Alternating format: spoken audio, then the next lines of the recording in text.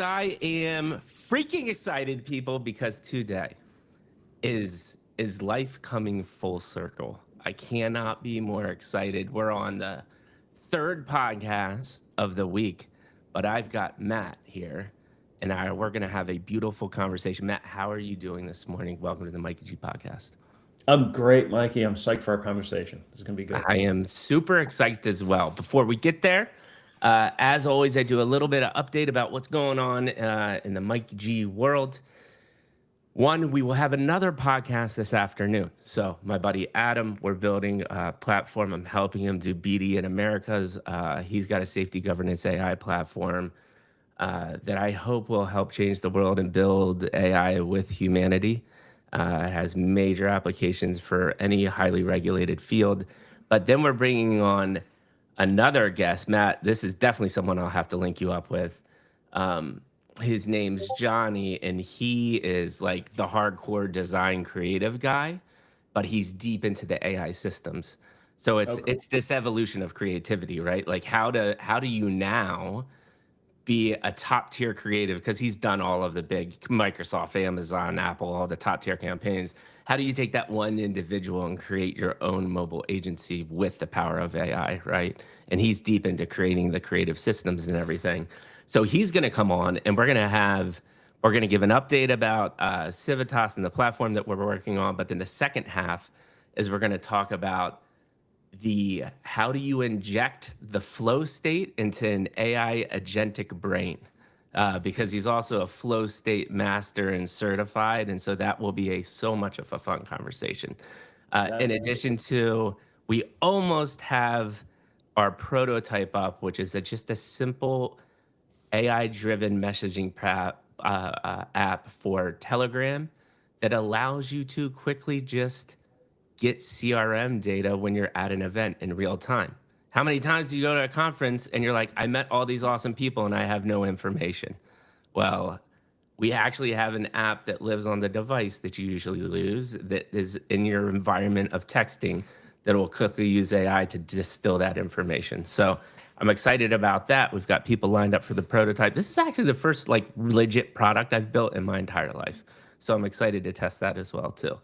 Then we have a new space series, 2 space series starting next week, potentially working with a couple companies. Excited about that. Can't talk about it yet, but that's enough about me. The rest is about Matt. Matt is a beautiful human being. Just in context of how this came full circle, most of you know by now, I managed brand at Geico back in the day. Matt was the CEO of the agency that we used to make all of those beautiful, iconic commercials. We didn't even really interface back then because you were the big wig and I was like the middle-level manager guy, right? I think we probably crossed paths at a couple times when I was at Martin. But then now fast forward 7 years later, I see him on LinkedIn. I kindly reach out to him. He graciously got back immediately because he's a busy guy. And I had built a brand in my podcast myself. And now we're here today, and I get the chance to go deep on Matt's background. Dude, actually, I didn't even say this before, but thank you for answering my message, man, because now we're here and we get to do this. I appreciate you. I'm so glad I did. And the conversations we've had leading up to this have been great, Mikey. So I'm excited to push it forward and do it for people. Yes. Yes, we're gonna, and I tell everybody, the guests to come on this, we're about to change some lives because Matt's gonna give us some beautiful insight that I know will help somebody level up or get them out of a really deep, dark place. I've had those messages as well too. But before we get there, we like to do the just like quick formal introduction. So he's a passionate musician. I'm going straight with the icebreaker. Most people don't know that he's been probably playing around 14 years old. He's been playing music. He's been in multiple bands, and you still do it to this day, right? I do, yeah. I'm in a band here in Richmond, Virginia called Acoustic Underground, and we play around bars and stuff. That's awesome. Really what do you sing? Do you play the drums? Do you play the guitar? What do you do? I play bass. You play bass? Singing, not a ton, but some. But that's amazing. I started playing guitar when I was like 13 or 14 years old, and did it all through high school, all through college, and it's just been a part of my life that I can't imagine living without, to be honest. Yeah, so one of my biggest regrets in life, in 4th grade, my dad forced me to go to guitar lessons because he was like, dude, you should start playing guitar. Yeah. And of course, you're a little kid and you're like, well, if you're telling me to do this, I don't want to do this. And I went to like 3 lessons and never went back. And I'm thinking back now, like, dude, 4th grade playing guitar would have been amazing. Oh, well. Yeah, it's funny. What I've found when it comes to music and kids is that if the kid initiates it and you kind of open you open the runway for him to just go as far or her to go as far as they want to go, Yeah. that's cool. If you force it on them, they're going to resist, and the likelihood of them staying with it for a long time goes way down. I have a son who's 29 years old who's a professional musician That's because he amazing. picked up a guitar when he was like 5 and never put it down. That's so amazing. And that I have a 2-year-old right now, and so I think the same thing. I'm like, my job is just to expose him and then see what he attracts to. But I'm not going to do the forcing. I don't think, and I totally agree with you. Yeah. Other 2 fun facts about Matt. He was the CEO of the Martin Agency, like I said before. So he's been top level in the corporate world, managing some of the most iconic brands and advertising campaigns that you all will deeply know and see. This man helped bring those to fruition. And then now he is the president of Brand Federation. And we're going to, like in the title and the Go Live post, talk about the evolution of creativity and brand. How did I do? Is that a great quick intro? Anything to add? Pretty amazing. I love it. No, I think it's great. The one thing you left out, Yeah. my last name is Williams. There we go. We're going to go. So this is the question. Do people call you just Matt, or do people use your last name a lot? No, people just call me Matt. Okay. All right. Yeah. But yes, his last name is Williams. And as we put the content up, we'll put all of his beautiful information here too. So there's no way you're not going to be able to get a hold of him if you enjoy this conversation. And with that being said, here we are. The world famous Mikey G podcast experience question. Matt, how did you get to the seat you're sitting in today? Please give me episode 1, 2, and 3 to reiterate for the audience that is currently watching or will listen to this podcast in the future. Because remember, leave comments because I answer to all of the comments on all across my channel. It'll be on YouTube and Spotify and Apple.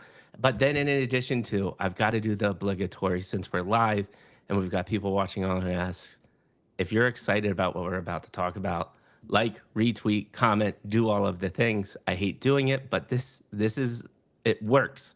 And we'll probably talk about this in the future, Matt, because getting people to take action is painful. It's just painful. And we can talk about that with brand creativity and advertising. But yes, like, retweet, comment. And here's the format, just to dive deep a little bit into the episode 1 is your childhood. Prompting questions here, parents, parental figures.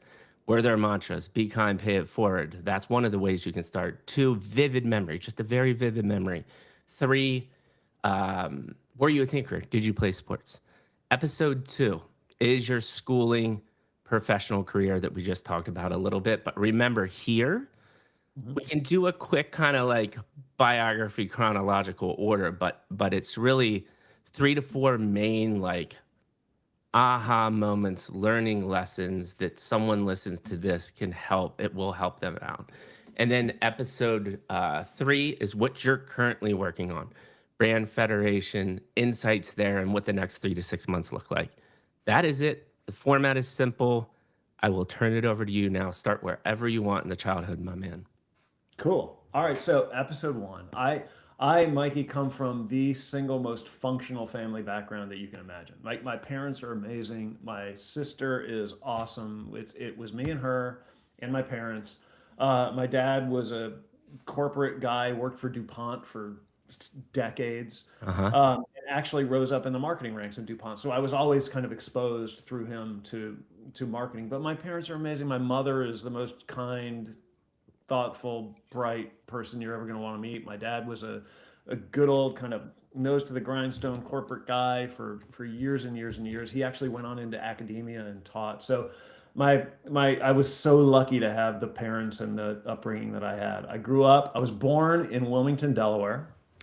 And then I lived in Cincinnati, Ohio for a few years. I can still name the starting 9 of the Big Red Machine when I was like 8 or 10, all I cared about was baseball. Yeah. Uh, Yeah. and then we moved back to Wilmington, where I spent my high school years, and then I Yeah. ended up in college in Virginia at William and Mary. So you already said some really interesting things, imagine it, believe it or not. And the first insight I have, because as you know, I've talked to hundreds of founders at this point, and I've talked to people that have been literally born in royalty in Europe. I've talked to a guy that was born in a hut on a dirt floor with no electricity and barely clean water and made it to America and is a multimillionaire entrepreneur. Yeah. But you have, I think, one of the most interesting backgrounds, which is I've had people like you on the show too that are like, I had the most amazing upbringing and it's kind of boring, right? And I'm like, well, that's not boring to me because I'm deeply interested in how what you interpret as an amazing childhood affected your psyche and mindset when you look back at it, because you've done some amazing things. But one of the things, and this is a concept I'd love to hear your opinion on because you've had a different experiences. I tend to see a majority of the entrepreneurs that come on here have had some pretty tough adversities in the early goings, and you Mhm. didn't have to deal with that as much. So what is your mindset there reflecting back? Um, if it's not about adversity, it's more about how did that support and love and having a good upbringing help you and affect you? Yeah, it's a good point. It's not boring, and I wasn't bored as a kid, Right. and I'm actually not bored recounting the story to you. I'm just really grateful. So Yeah. if there's a spirit that kind of is infused through my whole childhood, it's probably gratitude, Mikey. But That's I'll give you a beautiful. story.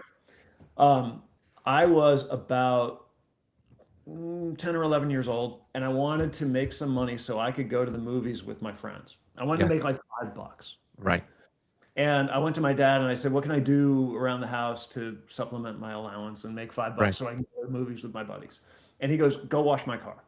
And I said, "Great, I got it. I'm going to go wash his car." So I spend, 20 minutes, whatever, washing his car.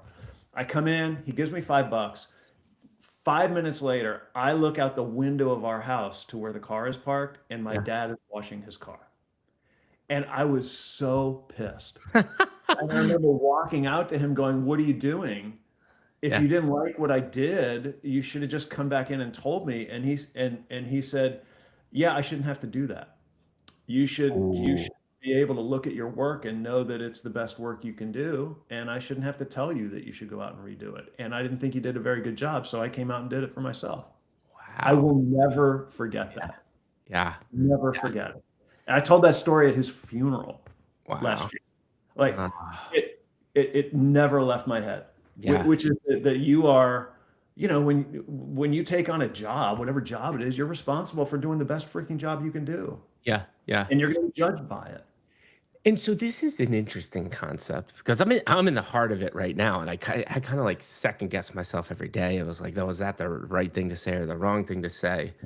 When you look back at your childhood, it's like, and maybe you don't even have an answer to this, but why that story? Why do you think that stood out in your mind, right? Because there's probably thousands of micro moments like that, but your brain Yeah. did not attach to that. It attached to that one thing. Any thoughts there? Yeah, I think it told me something about him that I admire, which is that he was a teacher at every moment, and he was always Mhm. looking for an opportunity to teach me or my sister something, which got Yeah. annoying as hell when you're like a teenager. Like the last thing you want to do is learn all these lessons. But we used to prod him about that when as he got older, like, "Oh, another life lesson. This is lesson 597." Yeah. But that it taught me something about him.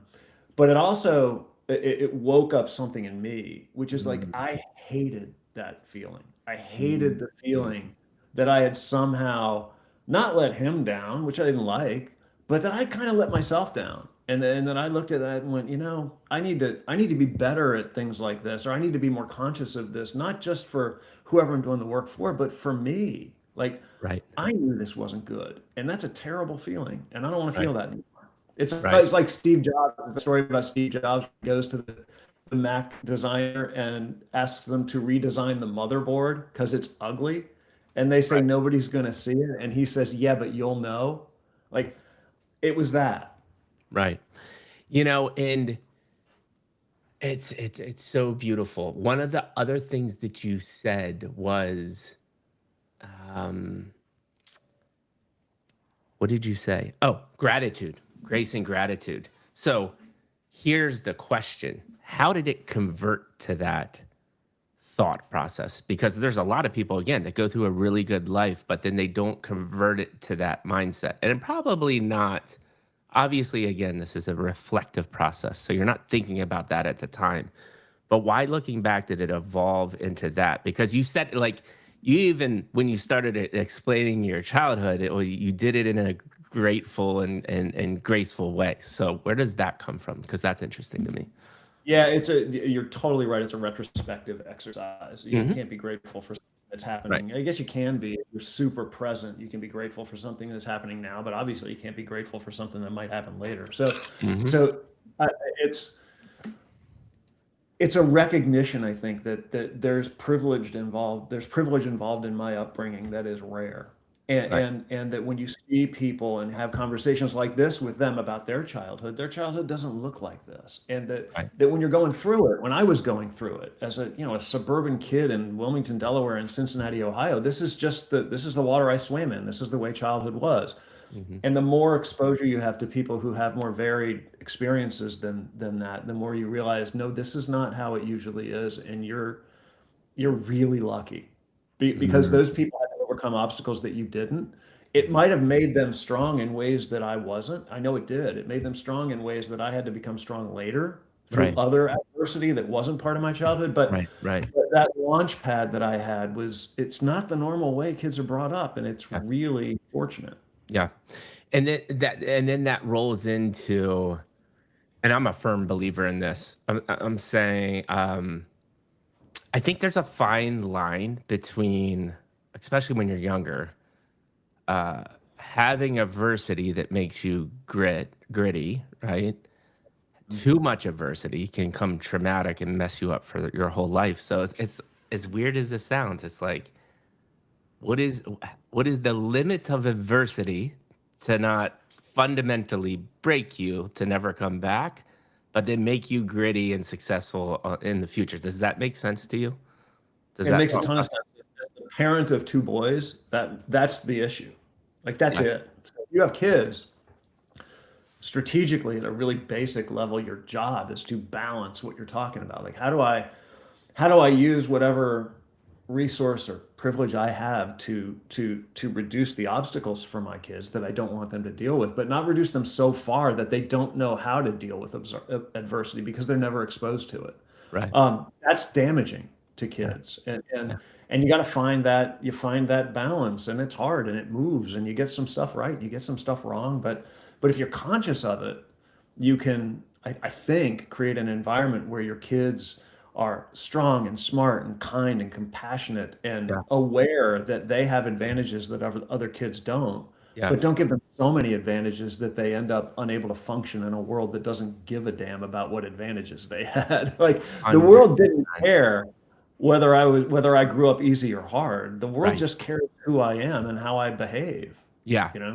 Yeah. And that's, I say this often.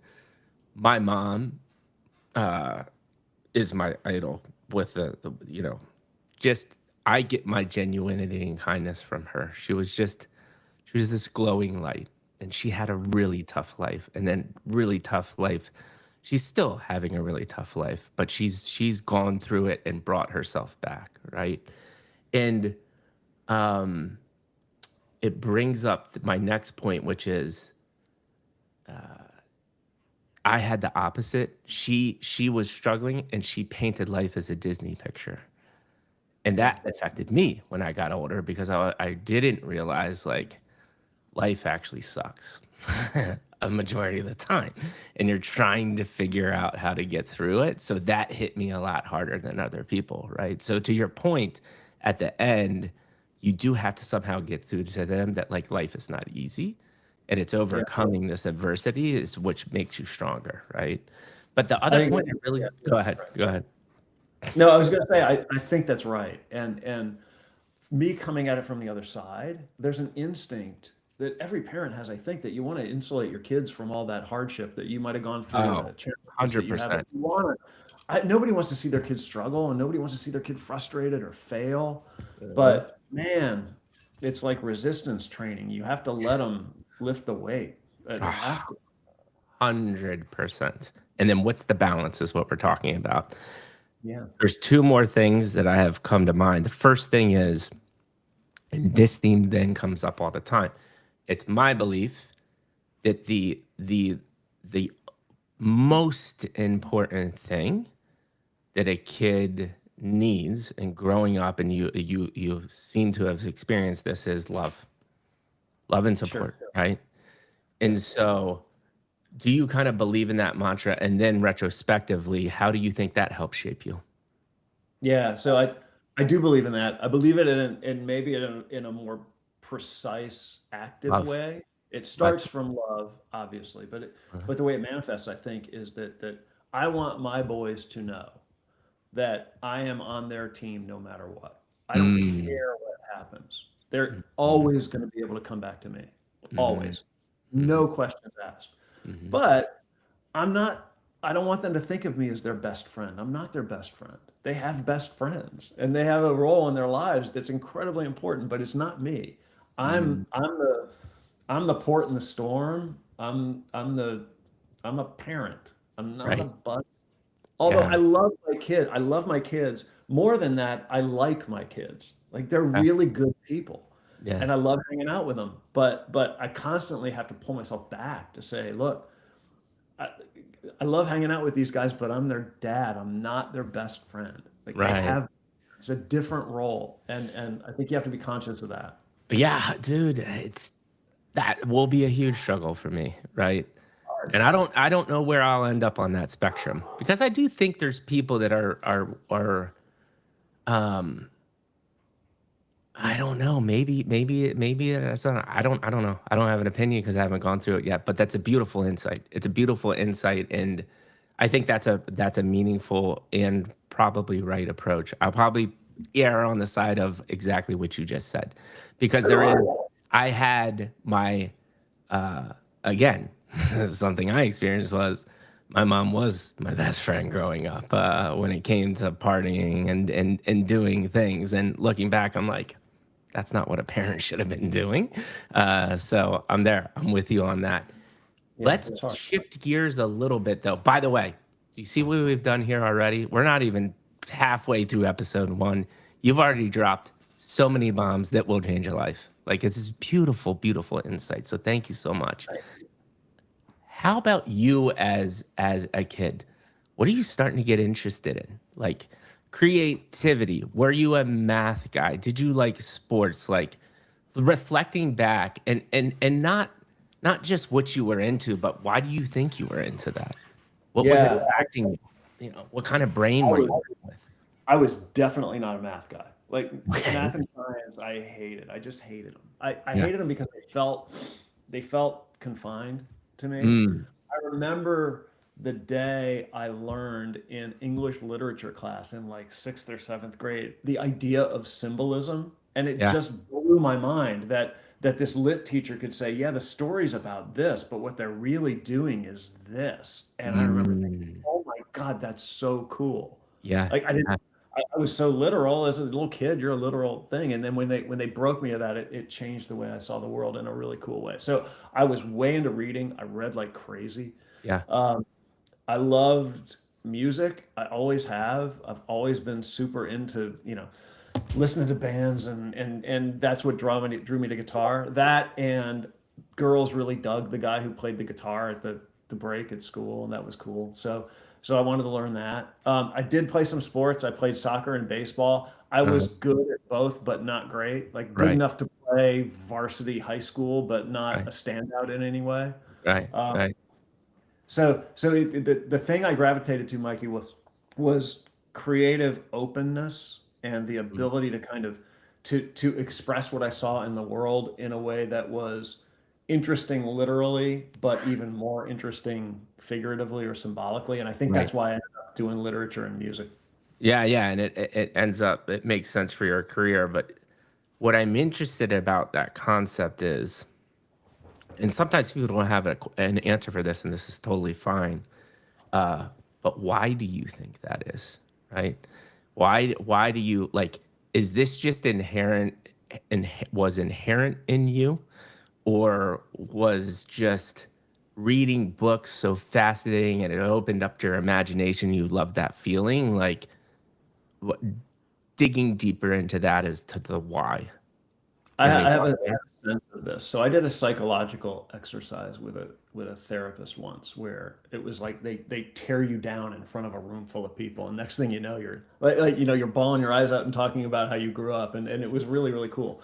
But what I learned through that exercise is that two things happened. One is my father was a very big personality. He was the Mm, guy who would walk in a room and knew everybody. By the time he left, he had every business card and was slapping everybody on the back, and it's just right. the way he was. The consequence that has for kids is that it makes it easy to kind of retreat behind that.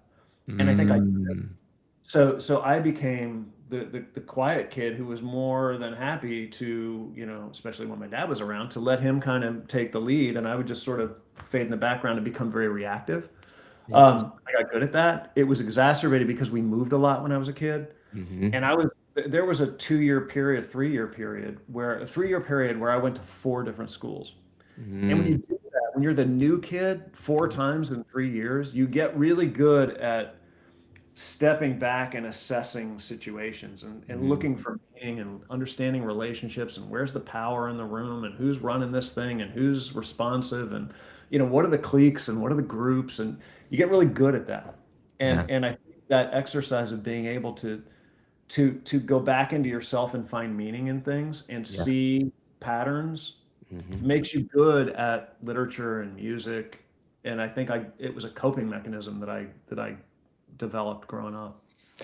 That's, I mean, and so this is what I love about this, because there's just so much nuance in everybody's life and how people get to sign that kind of the same conclusions. And you said one of the most interesting things that I think is just such a powerful skill set. And I talk about this. This is why AI is so good, right? Is the pattern recognition. You said that. So you've got this like open-minded, interested in these kind of double meanings, creativity, and pattern recognition is getting you excited. Hmm. Tell me about that. Tell me about all of those concepts, and let's start progressing. And like, how are these things starting to evolve in your mind? Um, you gave a beautiful insight as into why. So now let's start talking about the evolution of that. We can go into high school, we can start going into college. Tell me how Yeah. that mindset's starting to mold and shift and form. Yeah, I think it started, honestly, Mikey. Like, college was great. I had a great time in college. I played in the band, was in the fraternity, did the whole college thing. My grade point average was horrible. Like, I had a 1.6 at the end of my sophomore year. Mm, Like, I academic probation, the whole thing, and I finally got my act together and graduated with like a 2.4. But I just wanted to get out, yeah. and I think that kind of pattern recognition stuff and all the ability to assess situations and see how things move actually is what made me good at branding and advertising, which is that brands are about meaning, Hmm. and if you can find the meaning of something, of an organization, the real meaning of it, and you can bring that to life in an interesting way, it's a similar exercise to assessing patterns in a social situation, getting below the surface and trying to figure out, okay, what's really happening here? What's this Hmm. really about?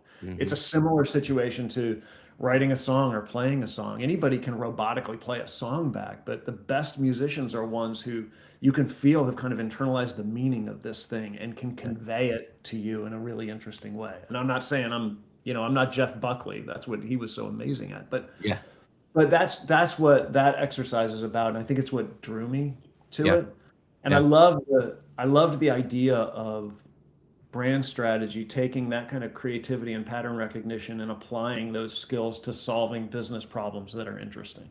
Yeah. I, li- And I give, like but I think the most critical thing that you said, and one of the things that I learned at Geico, right, was um, there's so much thought that goes into a messaging and how you convey it, and just the whole, just the fundamental paradigm shift that everybody does now, by the way, which is injecting humor into a mundane brand, right? And like, Yeah. who would have thought of doing that? But that's where that kind of mindset comes from, which is beautiful because now people can start understanding where these thought processes come from. Talk to me a little bit about, because we just breezed over high school and college. Even though you hated college, I'm sure there were some pivotal fundamental moments within this period. Do you have anything to talk about there? Yeah, and I loved college, just to be Yeah. clear. Yeah. Oh, well, of And course. Most well, people what that I have a did, honestly, what I 1.6. did, Mikey, I did what a lot of people I think in similar situations did. Like I was pretty, high school was pretty easy Yeah. for me. Like Yeah. socially, academically, everything was pretty cool. Yeah. I got to college and thought I could breeze through the same way, and you can't. Yeah. And it took me a couple of years to figure that out. And by the time Right. I'd figured that out, my grade point average was so far below waterline. I was struggling to get back up. But so Right. it took me a little while to grow up. I was immature. I was a child. Yeah. And college was this playground. I was like, wow, there's beer everywhere, and there are girls everywhere, and people I can play music with. This is like the greatest thing in the world. I went for a year without going to a class on Friday. So dumb. How It's just so dumb. How important is that part though at that moment in your life? How important is it?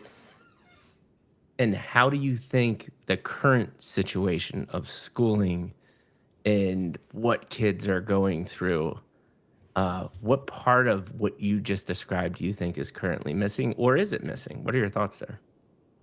Different kids adjust to it in different ways, and I've seen Mhm. it from because after I left Martin, I actually became a professor at William and Mary, which is where I Right, went. I right, never thought would happen. right, But I loved it, and you see it in students where they just react to the college environment in very different ways. Some people right. use it as an opportunity to dig deeper into academics and learn. Some people use it as a social growth thing. Some people balance those things better. Um, I didn't balance it very well. I saw it as a social thing, and I thought I could skate academically, and you Hmm. can't college Hmm. environment like that. Hmm. So it took me a while to balance those things out. Right. I think right now, what I see with students is there is so much more pressure on them than there was when I was in school. It's a Mhm. little bit of a cliche, but I think it's a Yeah. cliche because it's true. And that is that I had to get out and get a job and all that stuff, and that's all fine. But the level of pressure and expectations and visibility students have into the world because of this thing called social media and the internet Yeah. and the expectations that are put on them because of frankly a lot of the bullshit that's on those kind of media that they see and the fake Yeah. expectations that are levied on them. It just puts so much pressure on those Yeah. these students and where I was always in the school of yeah, get a B and get the hell out of there. Yeah. Like if they don't get A's, you're gonna have a line of people outside your office wondering why you didn't give them an A. Right. And Right. that would never occur to me. You Yeah. give me a B, I'm the happiest guy in the world. I'm out of here. You know, Yeah, it's a exactly. different That's world. that's like close to a 3 or over a 3, right? The 3.0 is good. So this is a twofold question. I have a 2-year-old right now, right? To think what the world is going to be like in 14 years, my brain cannot wrap its head around, right? Yeah. And so, um, the twofold question is, where do you think we will be? I say in the next even 5 years with education, and what is your hope for what it will be? It's almost like reality versus where you would love to see it. What are your thoughts there? Yeah. I think the reality is education is going to continue to lag behind the changes happening in the world, and it's going to lag further and further because it's built to be slow. It's a little Mhm. bit like the government, especially Yeah, if you work in the state education system, yeah, where it's built to be slow and built to be measured, and the world is changing so fast that it can't keep up. And yeah, they're trying to figure out how to do it, and they're not doing it well. right. So I worry about academia from that standpoint. What I think needs to happen and maybe you could put this into practice if it makes sense to you with your kid is that your job is not to predict the future. You can't do it. You Yeah, can't sit here and agonize over what's the world going to be like in 5 years, what's it going to be like for him in 20 years. yeah, Who the hell knows? You're never going to know. yeah, Don't spend your energy doing that. Spend your energy helping him hone the skills he will need to deal with whatever the world looks like at the time. yep, And that means social skills, critical thinking skills, self-confidence, but not arrogance, the ability to understand when he's wrong, the open-mindedness to new ideas and to try things, willingness to fail, all Hmm. these kind of they sound like soft skills. They are not soft skills. They're the skills. Yeah. And like you go to hard skills and they talk about it in academia too. It's like, wow, I got to go to learn how to do a balance sheet in a statement of cash flows, and I need to learn how to write a marketing plan. Those kind of tools, they're going to come, they're going to go. That's not the stuff that matters, and that's not the stuff that dictates how successful you're going to be in a world that you can't predict. Right. It's all that stuff that we used to relegate to soft skills that are the only things that are going to matter. Yeah. Are you familiar with the concept, this spiral dynamic theory? Have you heard of this? No. So basically, it starts, it starts at it's like the basic needs, right? Like survival. Then you have security and order, and how do we integrate and build community? And then it's like as you go further up, it gets more spiritual, and it's a calling. But what's interesting about this is the guy that built it. His argument is you need it all, uh, and no one is better than the other, right? Like you have like as crazy as it sounds, you have these like extreme personalities in the world right now. Either way, right? Yeah. But that's actually needed to create this beautiful whole thing that we have as humanity. I think my That's cool. question to you is, because of all of the change in the technology and what's happening in this part of the world, where do you think these younger people actually end up? Because we've seen the impacts over the last decade for that generation of the anxiety, the depression, how much more, how much longer kids are living at home and just sitting in a basement and playing video games and being detached from the social part. And now you have the generation younger than them that are like, screw social media, I'm buying a flip phone, right? Like, so you're Right. seeing the counterculture to that. Where do you think the mindset, based on the evolution that we see over the next 5 years, um, what do you think is going to be the most impactful? Such an interesting question. There's like Newtonian physics at play here, which is that to every action there's an equal and opposite Yeah, reaction, and I think yeah, that's what you're seeing happen with the gravitation towards social media and all the good things and all the bad things that it brings with it in terms of mental health. People saying, you know what, screw that, I'm doing flip phone, I want out, and that's a Newtonian reaction to the yeah, to the yeah, action of social media, and that's going to continue to happen. And the swings get bigger as the world gets more dynamic, yeah, and harder to predict. I think yeah, because of that, yeah, which is why I go back to these fundamental skills. Like yeah, that, the skills are always going to be to the spiral theory idea. Like no matter what the world looks like, you're going to be able to need to think critically. You're going to need to know how to interact socially. You're going to need to know some self-awareness, some openness to new ideas, some willingness to learn, some willingness to try and fail. hmm, Um, Knowing that you're gonna be your life is going to be plastic enough to fundamentally change 4 or 5 times before you leave the workforce, love that right? analogy. Your life is plastic enough. That's Yeah, so beautiful. so don't be. I think that the people who are going to struggle are the people who are so rigid that their rigidity makes them unable to adjust to the dynamism of the world. Yeah, And the world is becoming more dynamic. Rigidity is going to be that much more of a hindrance to yeah. people. There's I want there's flexibility. there's a thought, like, they call the accelerate mindset, right? The accelerationists that are all about the AI in the future and just change as Sure. fast as possible. And there's Yeah. a thought out there that the only skill set that will exist in the next couple of decades is entrepreneurship and creativity. What are your thoughts there? So I have a whole talk that says that the last remaining strategic lever for a business is creativity, Yeah. because everybody else has access to everything else. And there was Yeah. a time when it used to be the thing that set your organization apart was access to natural resources. Well, we've got a supply chain that moves stuff around the world more seamlessly than it ever has. It's not Yeah. that. Access to capital? Not really. It's easier to get money for a new idea than it's ever been. Obviously, it goes up and down, but the access to money is pretty good. Access to information? I mean, I can get information easier than I've ever been able to get information, right? Mhm. The only things left is how can you do something that's never been done with those things that everyone has access to? Mhm. That Mhm. leaves creativity. It's this Yeah. process of elimination we've gone through as a human species over the last century. Yeah. The only thing left is doing something that's never been done with that which everyone has access to. Yeah. I 100% agree. I will layer on, what do you think about what I've doubled down on starting 5 years ago, which is the only other, I think, really monetizable skill set is what we're doing right now. I actually think live podcasting, live events, pure human one-on-one connection, going deeper will be the Mhm. only other thing that is interesting. Because that's, I think, at the heart of what a human is.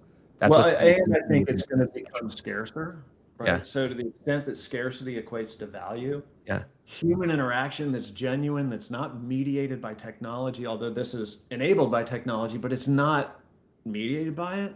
Right. It's not altered by it. It's just enabled by it. That's Yeah. different. Yeah. If you can find those kind of moments, they're going to become more and more rare Yeah. and more valuable. Yeah. So yeah, I think that's right. Whether it's the only thing, I don't know. It's hard to say one thing's the only thing, although I think Right. that, Right. Right. Right. yeah. But It's one of the I do few think things. broadly creativity is the most important skill we need people to A have. And the 1000%. problem is the work world and the corporate world and even the entrepreneurial world is pretty good at it, but the corporate world sucks at creativity. In Oh, fact, they have horrific. built themselves to manage it out of their organizations, Yeah. right? Yeah. And that's doing a disservice to everybody in that organization. So, Yeah. so And then, we go have to ahead. unlearn some of that. We have Yeah. to unlearn some of that. Yeah. And to your point, right? Like, we're a century now of the Rockefellers and all of the other people of the world that intentionally created a system to get us to be productive, show up on time, do a task, and go home.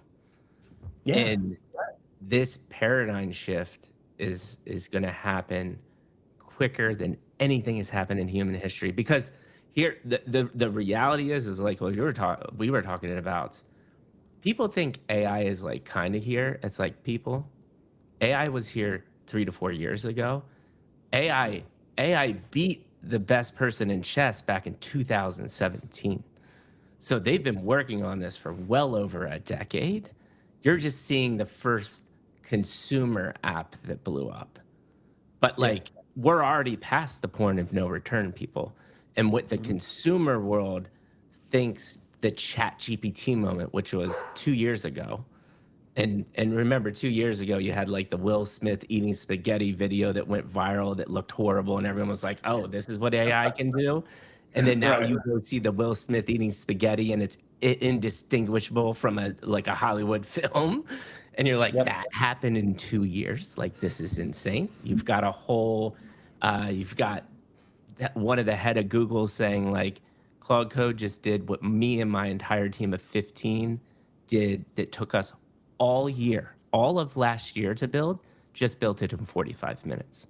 Like, that is the Amazing. reality, right? Yeah. Yeah. Um, it's going to be wild. Let's shift back to your story though, because so you've already painted a beautiful picture of your childhood. You go through college and you enjoy the social aspect, which I think is beautiful and adds to this mindset of creativity. You explained why creativity is interesting to you. Now Mhm. let's talk about, um, now you're starting to think about your professional career. What does that look like? Why do you then make the choices you make after you're getting out of college? Yeah, so I did an internship in my dad's marketing department because he ran the marketing department at DuPont. So I was another example of access that most people don't have. So I get this internship at DuPont, and I think, all right, well, this is pretty cool. Marketing's interesting. I like it, but I'm not loving the really buttoned up corporate atmosphere, especially in the late '80s, where it's red ties and gray suits and white shirts, and that's you march into the office at 8:15 and you march out at 5:15. But the advertising agency people seemed like they were having a pretty good time. Like they were different from this. Like they didn't really fit into this corporate world that I had been thrown into, on the assumption that, okay, I'm just going to follow my dad's footsteps and buy a suit and go work for a big company. But the ad agency thing seemed really cool to me because they were having the kind of fun and thinking the way that I wanted to think. And these are people who didn't fit in the corporate world, and their value derived from their misfit status. And I thought that was really interesting because this is a big company that pays these people pretty well to think differently about solving problems. And I like that they don't fit in here because I don't really want to fit in here. I don't feel like I fit in here either. So I ended up going into the advertising agency business and loving it. And I went in there not knowing whether I was going to be any good at it or am I going to like it, just like everybody does their first job. And I found out I loved it. And I'm still friends with those people that I hung out with in Philadelphia at that agency when I was 22 years old, because we had a great time and we did some interesting stuff. How important is passion? Like there's this constant debate out there of, and especially in this world of hustle culture and never sleep and grind to be successful. But I tend to find, again, a majority of the time that a people on here is passion and meaning is so critically important to get through the tough times, because if you don't have that, it's nearly impossible to get through it all. What are your thoughts on passion in general? Yeah, I think that's right. It's a little bit of a trap, I think, Hmm. which is that I want to create a kind of a four quad. I want to create a quadrant, like a matrix, that has Ooh. passion on one axis Mm, and talent on the other. And what I mhm. want to find are the things that live in the upper right, where I love it and I'm really freaking good at it. What I Yes. don't want to be doing is something that I love that I'm not good at, Yeah. because that's a recipe for misery. What Yeah. I also don't want is something I'm great at that I hate. Yes. Like all the other quadrants are unhappy, Yeah. right? But the Yeah. upper right is pretty great. Yeah. And I think this concept of passion gets simplified to the point where you leave out the other half of the equation, which is talent. 100%. Like find the thing you're great at. Yeah. You will learn to love it, but Yeah. if you hate it, walk away. Yeah.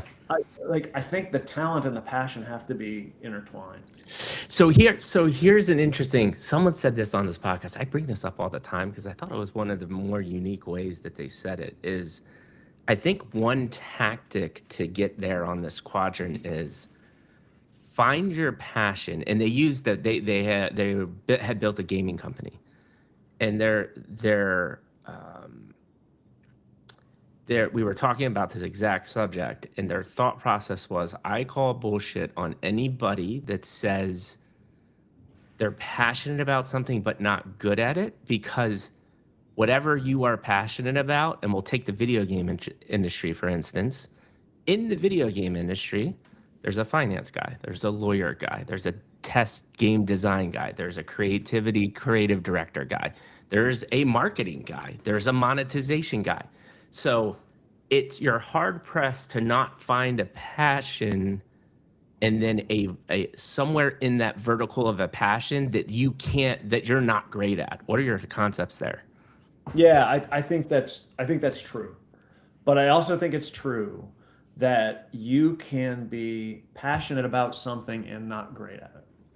So I'll use myself as an example. I love music. I've loved music forever. I appreciate it. I understand it. I can play it. I'm good. I'm a good musician. I'm not a good songwriter. I wish I was. And I'm passionate about the idea of songwriting, and I know a good one and I understand how they work, but I'm not good at sitting down and writing a song. My Yeah. son is a fabulous songwriter, Yeah. and I don't know how he does it. Yeah. I struggle with it. So I've got passion without talent in Yeah. that area. And Yeah. that's And so frustrating.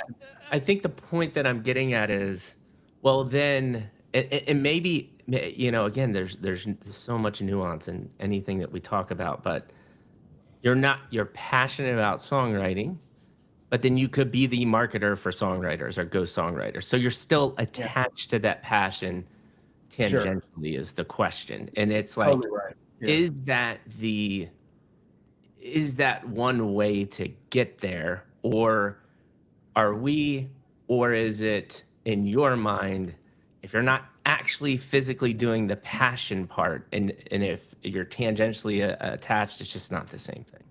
No, it's not the same thing, but it can be really gratifying. I think it's Yeah. why a lot of people get into the music business, why a lot of people get into the advertising business, who Right. happen to not be, creatives, art directors or designers or copywriters, and Right. but they want to be near the process and contribute to the process in a way that they may not be in the middle of it, but Right. they're around it and they influence it. And that's Yeah. what I did. I was never Yeah. an art director or creative director, but I was a Yeah. strategist and I knew I could influence the work that they did. And I loved Yeah. it. I loved being around that. And that, so yes, that's true. So I Yeah. think the idea, Mikey, is that I can be passionate without being great, but I can't be great without being passionate. 100%. I think this is what we're talking about. And I think it's a beautiful way to make it in a concise manner. Just beautiful insights, beautiful thoughts. I love your brain. This is amazing. So tell me about then exactly what we're talking about is how you're, because another way I say it is, I think everybody has a superpower. And Mhm. your goal in life is to find the outlet for that superpower, or how that superpower mirrors up to something that is productive and can move you forward in society, right? For instance, my superpower, one of them is doing exactly what we're doing now. I genuinely care about people. I can get people to open up and have beautiful conversations. What is the tool? The podcast, right? So I Right. found a fit there. And now it's just continuing to double down on this. Even if I don't get paid, I'll do this till the day I die. It's just amazing. Yeah. I love it. So how is that for you now, where we are at your career? You're starting to get in, you had the internship. How is your thought process? And take me through that journey of how you're starting to kind of mold this passion versus practicality. Yeah. So I had a mentor in that first job who's a guy that I'm Mm. still in touch with, who was the greatest strategic marketing mind I've ever met. This guy was just brilliant, or among the greatest anyway that I've ever met. There were others that were good. But Yeah. this guy, he did something that in retrospect I started to think about as what I called component thinking, which is that Mhm. he can take a complicated thing and bust it into its parts and understand the relationship of each of those parts to the others. And I think when you get into brand strategy, when you get into strategy of any kind, and you're trying to understand how dynamic systems work and what the components of those systems are and how they relate and which are important and which are secondary, that kind of ability to do component thinking is vital. And it's akin to why I was drawn to literature and music, is that there are pieces intertwining to make a whole that has meaning, but if you don't understand how those pieces work, you're never going to fully appreciate the whole. Mhm. And because I was lucky enough to get exposed to this guy who did that in a marketing context in an ad agency, and made me realize, oh, well, he's just doing the same thing for brand and marketing problems that I loved doing for literature and music. I think I can do this. Mhm. He showed me that those skills were transferable in ways that I didn't really understand or expect. Mhm. And next thing you knew, I was pretty good at this. Like I could break down a strategic problem in a way that you didn't expect a 23-year-old to do, because it was just another version of what I had been doing for the last 10 to 12 years. Right, right. Um, and that was cool. And so how did that, so you're 23 now, so how is that starting to evolve in your career? Like, take me through a little bit of the chronological order, and then after that, anywhere through kind of just like the history and chronological, whatever the word is, you know what I'm trying to say. Uh, Yeah. 2 to 3, like just utter failures or learning lessons, or they could be good things, but like real true insights that are like evolving you as a human. Yeah, so these have to do specifically with advertising, but I think maybe they're expandable in Yeah. principle. And so I did this component thinking thing. I realized I like this brand idea, that the idea of solving strategic problems and understanding how brands work and where the meaning is and all the stuff we've been talking about. What I was missing from that agency that I was at that I really wanted was, okay, I'm doing all this work and then I'm giving it over to creative people who are developing pieces of advertising that just aren't very good. They're not very interesting. They're not very insightful. They're not going to grab anybody's attention and make them think differently about Right. anything. They're Mikey. 99.99% of advertising in the world is cultural pollution. It's crap. It's Yeah. stupid. It's inane. It treats you like an idiot. Yeah. Like, I don't want to make that. And I was making that. I was at Yeah. least contributing to the making of that. Yeah. And next thing you know, this agency starts to falter a little bit. And one of my best friends comes to Richmond, Virginia to work in an agency called the Martin Agency. And he calls me 6 months after he leaves and he says, "You need to come down here. This place is pretty cool." Mm-hmm. And I was like, okay, fine. There's nothing holding me in Philadelphia other than my friends, but I'm Yeah. single. My girlfriend lives in DC, so I'm getting closer to DC. If I move to Richmond, and that's Yeah. pretty cool. I'll go down there and try to figure out what I want to do with my life. And I worked there for 27 years. Wow. And I ended up working there for 27 years because it had that missing component of, if I can work really hard to understand how to solve a problem, I want to give it over to somebody who's going to work equally hard to solve that problem in a fascinating way. And I want to Wow. help them do that. So next thing you know, it's the Geico Gecko and the cavemen and all the stuff that which is a fascinating creative way to solve a really interesting business problem, right? Yeah. How do you Yeah. inject humor into a category that up till then was all about, like a good neighbor, State Farm is there, and don't worry, Yeah. little policy holder, we can take your hit because this is really scary. Geico went, it's not scary, it's about saving money. Let's have a little fun with this, right? Yes. And Yes. those ideas, solving that marketing problem, was the missing component. And I fell in love with the advertising then because Yeah. there's so much hard work understanding how these problems work, how they work, how they move, and Yeah. where the opportunities are. Yeah. That I wanted the creative solution to that strategy to be as interesting as the strategy. And at Martin, it was. Dude, it's beautiful. That's beautiful as to why you did what you did.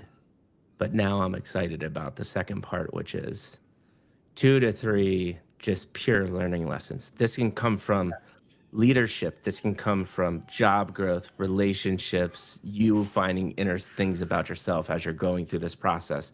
And this is in this 27-year span now that we're here.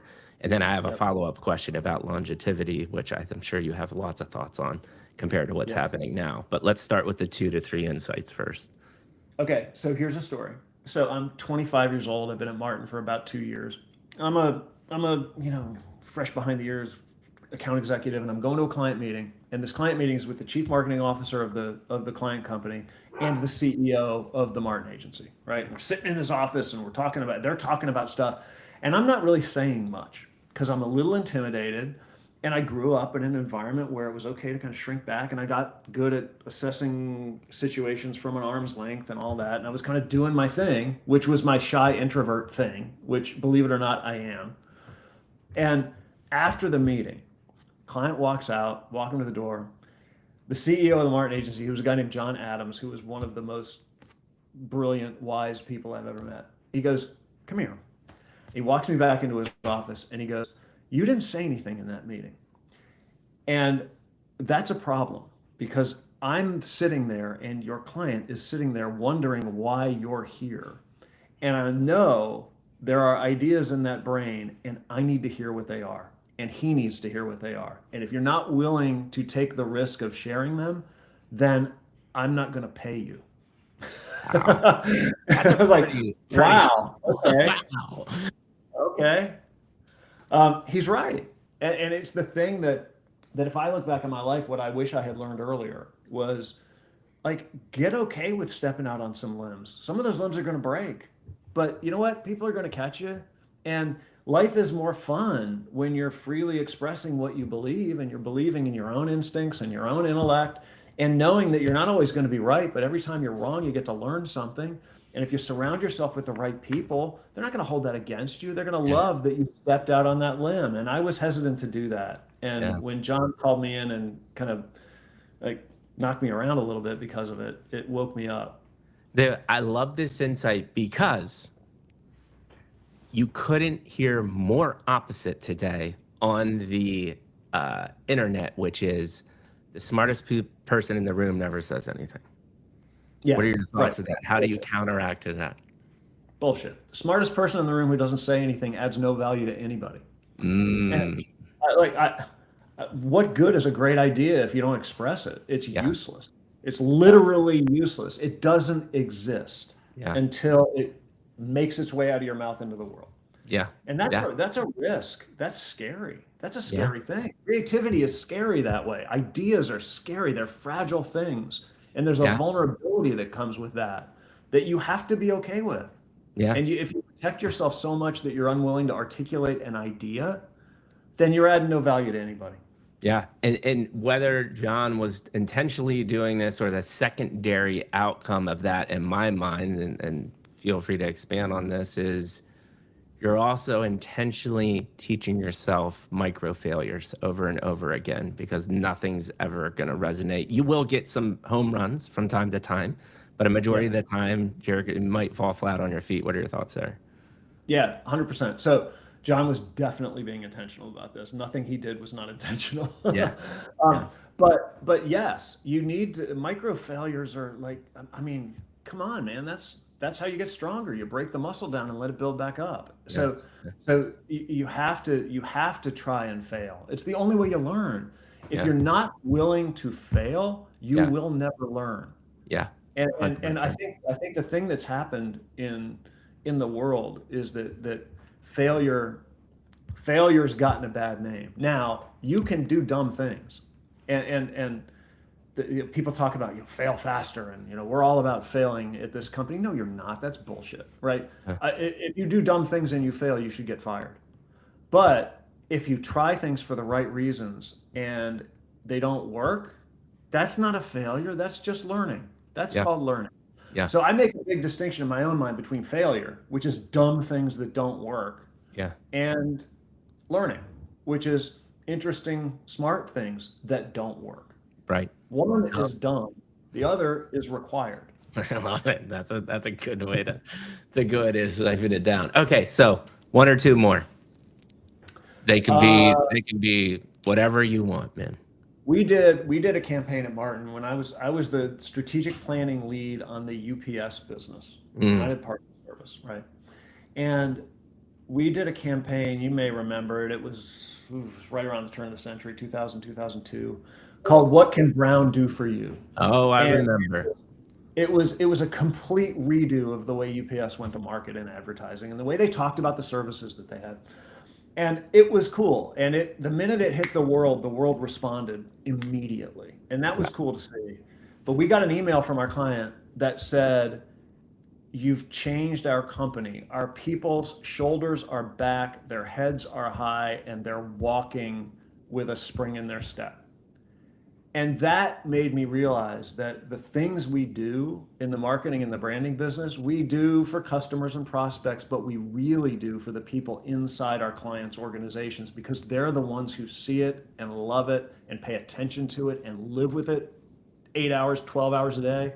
Yeah. The internal audience of our clients is more important than the customer Oh, or prospect audience. that's a beautiful insight. And I don't think I've ever really I mean, I think I inherently knew that, but I've just never had somebody like yourself explicitly say it. That's Yeah, it fantastic. feels like marketing heresy. It's like, oh, this marketing is all about the customer. Right. Actually, you know what? When it's done really well, the first person it's about is the person who works in your company.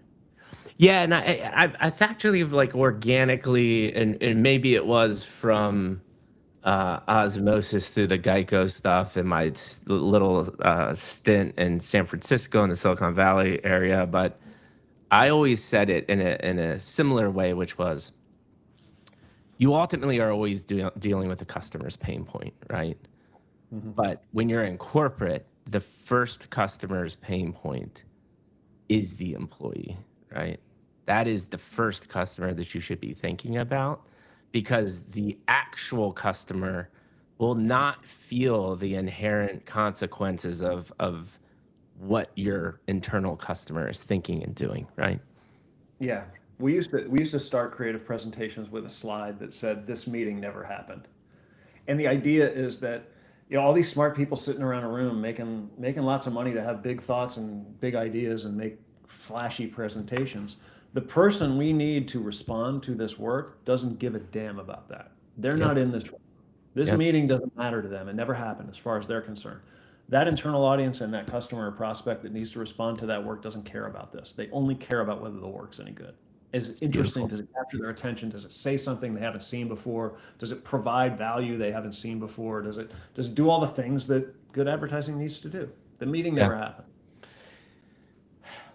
Before I ask my kind of like question about this, the 27-year stint, any more one insight you want to share, or I'll kind of switch themes a little bit. Any thoughts Yeah. there? So my tenure at Martin ended after 27 years. I was CEO for 5 years and I got fired. And without going into the circumstances of why I ended up leaving, like this, that's how most CEOs' jobs end. Yeah. You kind of get Yes, that they when you're do. like, most CEOs don't exit with a ticker tape parade and a gold watch. Most of them Why? get fired. Why is that? Because I think the expectations are so high and the time frame is so short.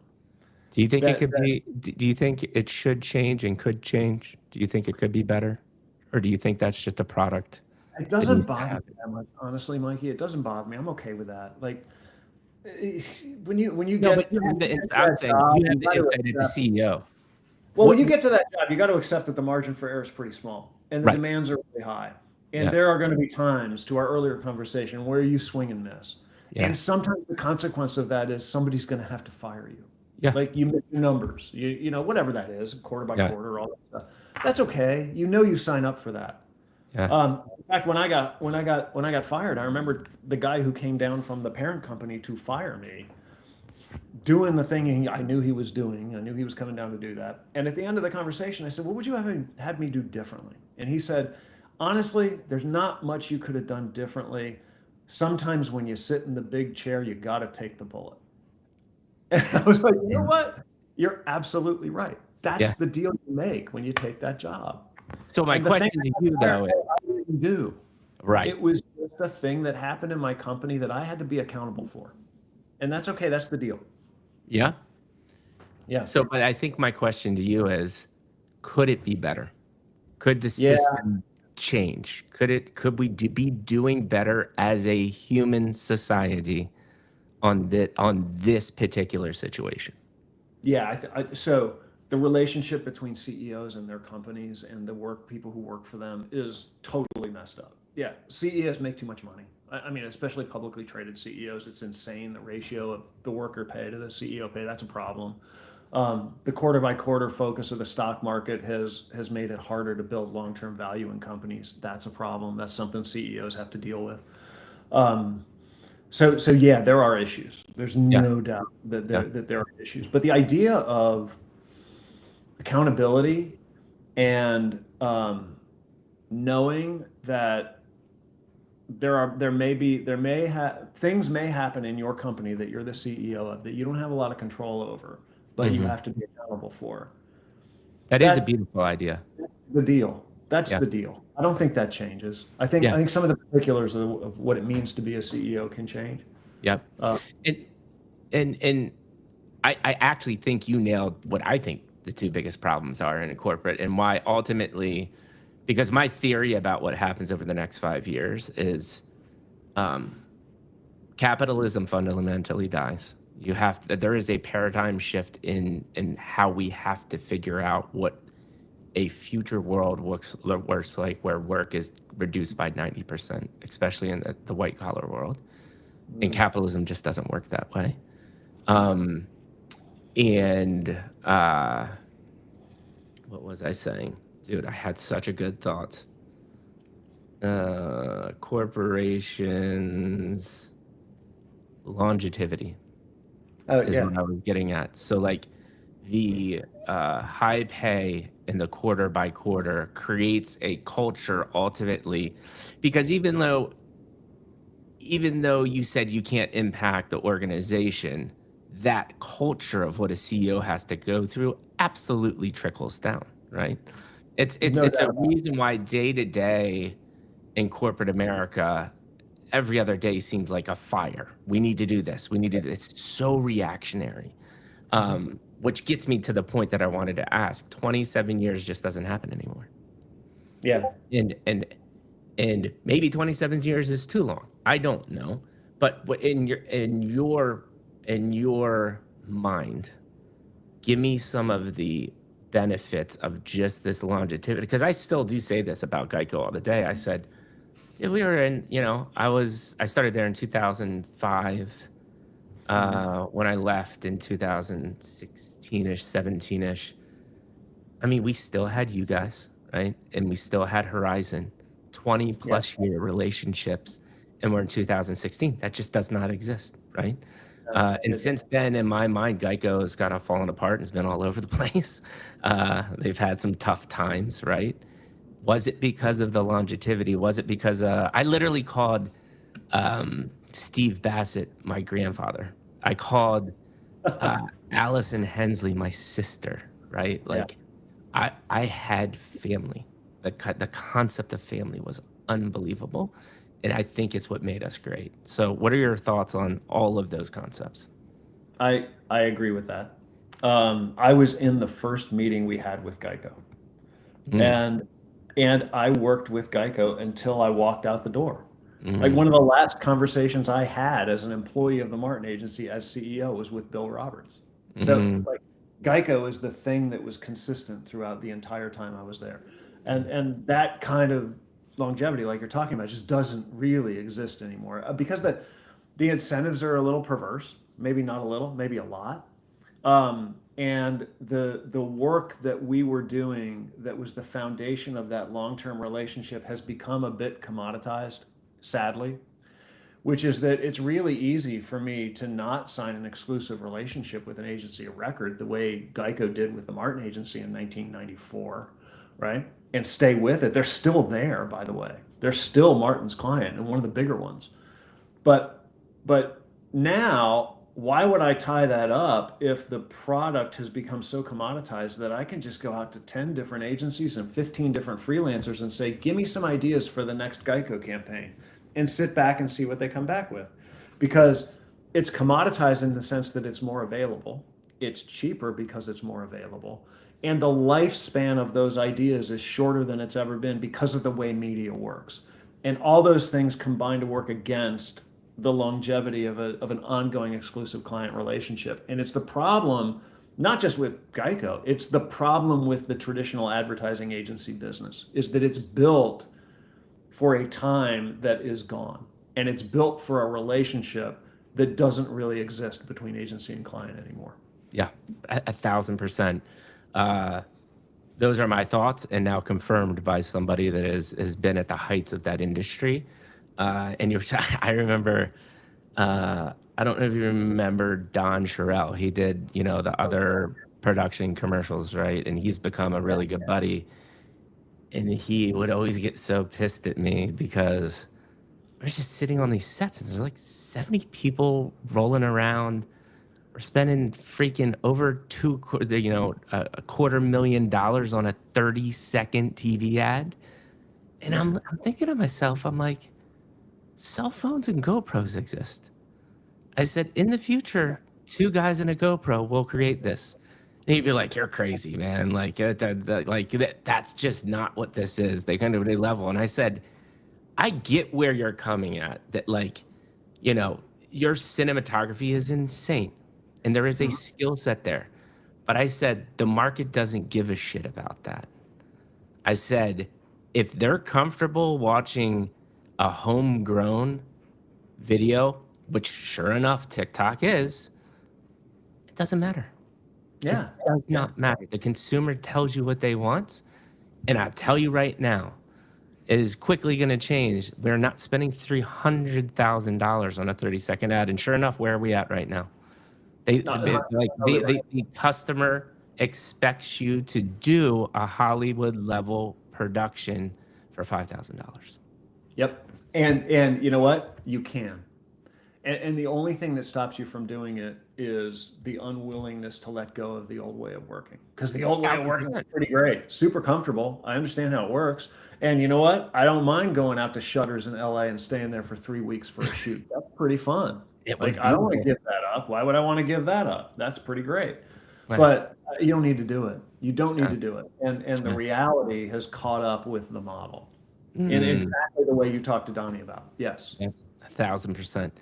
And so, all right, you hit a pretty pivotal part of your life. You just got fired. take me through that transition. One big insight. We don't have to do multiple here. One big insight from that transition. Then we'll talk about brand federation. Then we'll start winding it down a little bit. I have one last question I ask every guest. But I want to start kind of transitioning to this episode 3. But before we get there, you got to give me a big insight from this, which I'm sure is like a pretty drastic and, kind of introspective and transitional moment in your life. It's trauma. It really is. And that sounds dramatic. And I don't mean it to. I think it literally was a traumatic moment for me, right? So I've been in this place for 27 years. Here's the lesson I learned. The insight is don't do what I did, which is allow the 27-year tenure at one company to become the thing that defines you as a human being. My identity got wrapped up in the Martin Agency in a way that was completely dysfunctional and unhealthy. Ooh. Because that's going to get taken from you. It just is.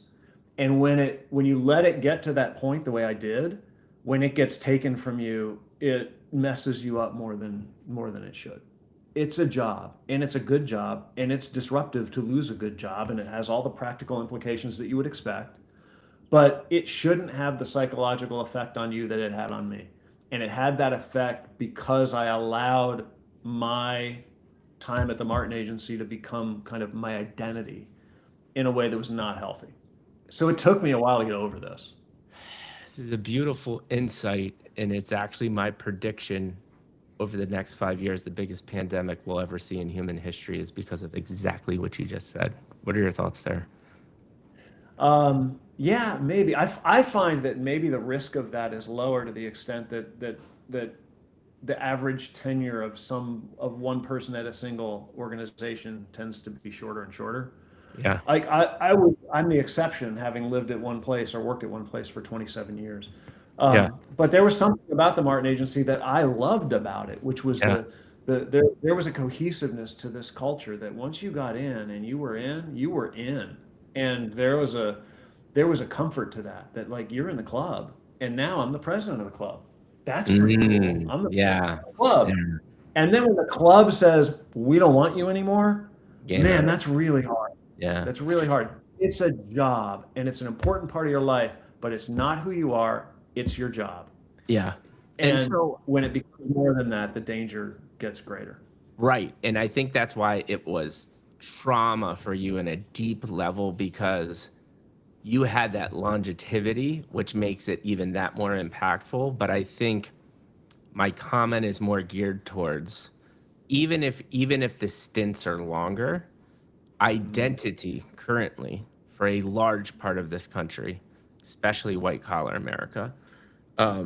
Actually, I don't think AI is going to have a big impact of a tribe that's living off the land in a forest, right? Like, they don't give a shit. Like, they actually know who they are as human beings, and they're living life, I think, the way you probably should live life. Right. But the large cohort of white collar America right now is, like, your identity was wrapped up in more of Martin, not Jada, but I think a majority of people's identity is wrapped up in how much do you get paid and what is your job title? So it's not so much the attachment to the company. So what are your thoughts on that? I think there's some truth to that, and I doubt that ever goes away, right? So I want to feel like my titles are progressing, and I have a sense of progress in my career, and titles are good milestones for that, right? That they just are. So is money. Money's good. I here's a counterpoint though to that. I look at my kids. They're 26 and 29. Right, 26 and 29. They love what they do, but to the extent that they're both artists. I have a musician and an actor, but they also have jobs, because those are hard things to make a living at their age, and they're 100%. But their attitude toward work and their peers' attitude toward work is really different than mine was, and that my attitude toward work was that now I have this thing that will define me, that will be my career, and it's going to be, I'm Matt Williams, and I'm the CEO of the Martin Agency. Their attitude toward work is this thing that allows them to live their lives. And it's important, but it's only important to the extent that it becomes fuel for the lives they want to lead. So what you see is they're less excited about a job that requires them to work 18 hours a day and 6 days a week. They don't want that job. They want a job where they can come in for the deal, which is you 40, 45 hours a week. I will work my ass off, but don't touch my weekends.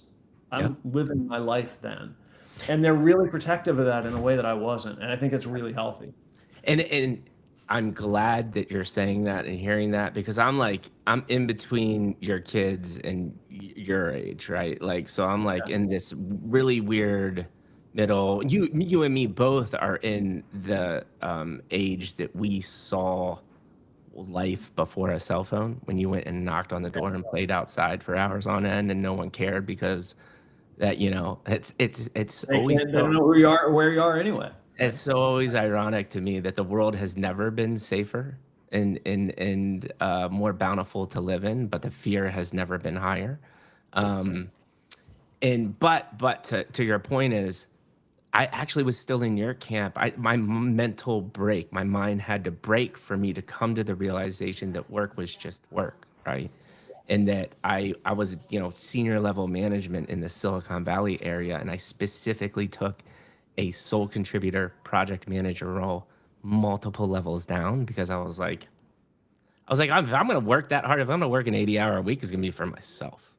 Yeah. First of I all, don't it's want not gonna I be don't for want anybody else. And Yeah. then, yeah, I need money to survive, but that money is my 40-hour week is actually worth another $100,000 to me. Exactly. That's right. And that kind of calculus never occurred to me when Yeah, I was working. It was just throw yourself into the job, do as much as you can, love it, love the people you're yeah, doing. It's your passion, it's your talent, all that stuff's great, but go. yeah. And I I missed a lot. Yeah, and I actually think my son's generation for sure, they're actually only gonna be, and I think this is actually gonna be a net positive for humanity, is I think and I hope the main messages he will always hear is like, you got to build skill sets to just be a good human being, because a lot of this stuff is going to be automated, right? So you actually have to think about, how do you live a fulfilling life knowing that, like, work potentially could be an option in the future. I don't know. uh, Yeah, and that's a beautiful way to grow up, I think which that's was right. which That's was exactly. completely different than the way we grew up. So, all right, brand federation. I do not want to lose on this, because you are doing beautiful things. You have this amazing journey. By the way, thank you for dropping all these beautiful insights. It's been so beautiful. Talk to me about the transition to brand federation, what you're currently doing now, and what excites you about everything. Yeah, of course. So I left Martin and I consciously said to myself, okay, for the next couple of months, say yes to everything. Because you've been heads down with this company for so long, you've never been able to look left or right. And I bet if you look left and right and you say yes to everything, you're going to find there's really interesting stuff going on that you never knew about. And I was 100% right.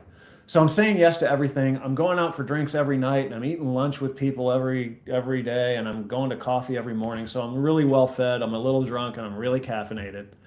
And and I'm realizing there's lots of really cool, interesting stuff. And one of the cool, interesting things that happened to me was I got a call from a friend who I'd known for about 30 years in the ad agency business here in Richmond. I had tried to hire him at Martin, and he had tried to hire me into his company, and we both failed. But he called me and he said, "Why don't you let's go to lunch. I have a business idea I want to talk to you about." And his name is Kelly O'Keefe, and he's one of the smartest, most decent people I've ever met. So I said, "Sure, let's go."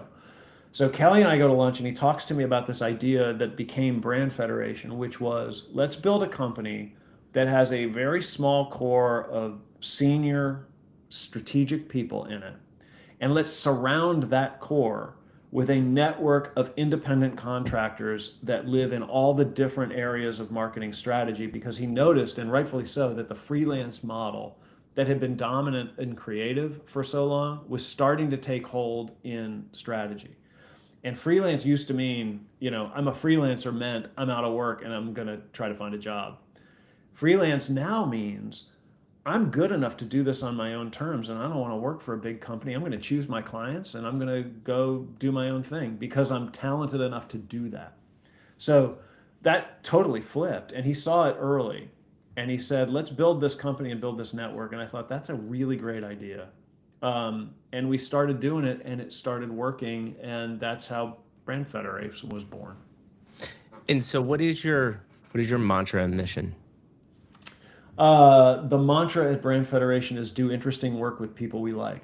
Uh, Mm, which is like the least sophisticated mission in the world. Our mission is people have all these high flying missions. Do interesting work with people we like. We you know what? believe. I think that's just wisdom in a mantra. What do you think? What do you think about that comment? You know what? I'll take it. I think it exists because he and I have both had enough experience of doing less interesting work with people we don't respect that we don't want to do that anymore. And we have the luxury of being able to turn that work down. Yeah, So let's turn it down. Let's be purposeful about looking for work that fits the bill and turning down work that doesn't. So yeah, that's where that came from. yeah, And and that's that, and that, that's and that's why I privilege say too, right? wisdom lives in that, because wisdom to me is thought process from learned experience, right? Yes, then that's exactly what it is. Like, Yeah, yeah, it's that's what. beautiful. And Yeah. so, where are you at now? How's the company grow? When did you start it, and how has it grown? And what gets you excited about what you're currently working on, and kind of the future? We started it 7 years ago. We've grown at we've targeted a growth rate of about 30% every year, and we've hit it every year. And that's as much as we want to grow. Any more would be dangerous, any less would be static. 30% growth per year, and that has happened. We've done that, except for last year.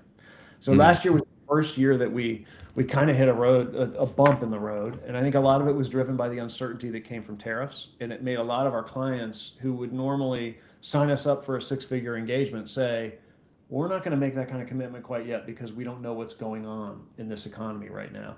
So yeah, things started getting quiet. But the company's been growing great. We're healthy. We've got 6 full-time employees and 200 people in this network that we draw from. We're beautiful. purposely keeping it small. What we're doing, Mikey, we don't do creative work. We only do what we call organizational brand strategy because it's rooted not in making promises, but in keeping promises. So think about it this way. The best brands are not brands that make the right promise. The best brands are the brands that know what promises they can keep. Yes, And if you think 100%. about that, most people in branding think about what promise they should make. So they start with advertising because that's where the promise is made. Yeah, We flip that completely over and we say that's the last thing you should do. The first love thing it. you should do is look inside your company and say, what am I great at? And Yep. what promise can I keep that my Mm, competitor can't match? yeah, That means I want to talk to your board. I want to talk to your management. I want to talk to your employees. I want to talk to your happiest customers and find out why they give you their money and what you do for them. yeah, Then I want to figure out how to make that inform the culture of your company, inform the experience you create for your customers. Only when I've figured that out do I start making that promise in advertising. It's the yeah. last thing you do. Oh my God, I got so many people to introduce you to. I'm so excited. Like that, just they're all beautiful, and it brings me to you actually said something interesting about the tariffs and hitting the road bump. Like there's multiple opinions as to like what is the impact of AI and what have we actually seen so far. And there's Mhm. a lot of fear mongering out there that like AI, like the reason why jobs are being lost is solely because of AI. I think it's actually a combination of like over hiring from COVID because people had a ton of money, and then the Mhm. uncertainty about tariffs and the economy and where things are going. There is a little AI. My Mhm. prediction is by the end of this year, like the agentic AI is here and it's now making an impact in the enterprise. So the true impact of AI, you'll see at the end of this year. What are you seeing from a business perspective? Because you have this interesting insight in the fact that you're doing strategic work, so you're actually talking at a higher level with enterprises, and then I'm sure you're talking to many different ones. So what's the thought process and sentiment that you're seeing, and where do you think we will be by the end of this year? Yeah. So on a macro level, on a broad level, Mm, uncertainty makes companies move slower, yeah, and it makes them hesitant to make big commitments. yeah, And that's strategically wise. So then you say, okay, what are the sources of the uncertainty and how long is each one going to last? And what are the individual impacts of each one, right? Tariffs are one. There's a general chaotic nature of things going on in the American government and in the world right now. That doesn't help. That adds to the uncertainty, especially when Trump starts going after Jay Powell at the Fed. That's a problem, and that's why you're seeing people like Jamie Dimon come out and say, "Bad idea." Yeah. Imagine what the effect of what's that? It's wild. It's wild, right? So imagine what the effect on a company like Capital One of a 10% interest rate cap on credit cards would be. Yeah. It's decimating, right? Yeah. It will decimate them. Yeah. But so anyway, there's that. And there's certainly AI and technological disruption adds to that uncertainty. Some of these things are going to come and go. The political winds change really quickly. AI is not going to come and go. It's here and it's not going away. So I tend to agree with you that it is absolutely a contributing factor of job loss. It's going to be a longer term contributing factor of job redefinition, because I don't necessarily think capitalism's going to die any more than VHS tapes killed the movie business, right? Yeah. It starts to find new ways to mix in, and any more than the internet made us all work 2 days a week. We still work 5 days a week. We just got a hell of a lot more productive and pushed ourselves harder. So I look at AI as an absolutely disruptive force. It's going to be more disruptive and scarier in the beginning until we figure out what to do with it and how it needs to work.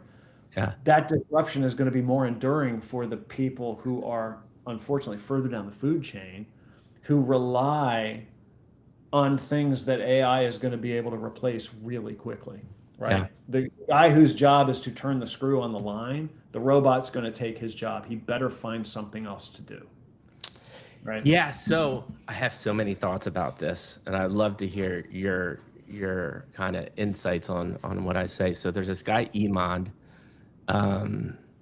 He worked on Wall Street, went to MIT, just brainiac mathematician, right? He wrote this book recently called The Last Economy, which has kind of similar thoughts of like capitalism dead. And here's the thing that I can't wrap my head around, and we don't know the answer is, we've never seen knowledge work be replaced at the rate that it will be replaced. I mean, we literally are, this is a fact. In less than a year, software engineers are eviscerated. I can go right now and I can build a functioning app in less than an hour by talking to my computer, right? Yeah. We have never seen a fundamental change. Like the internet added e-commerce, it added step level change.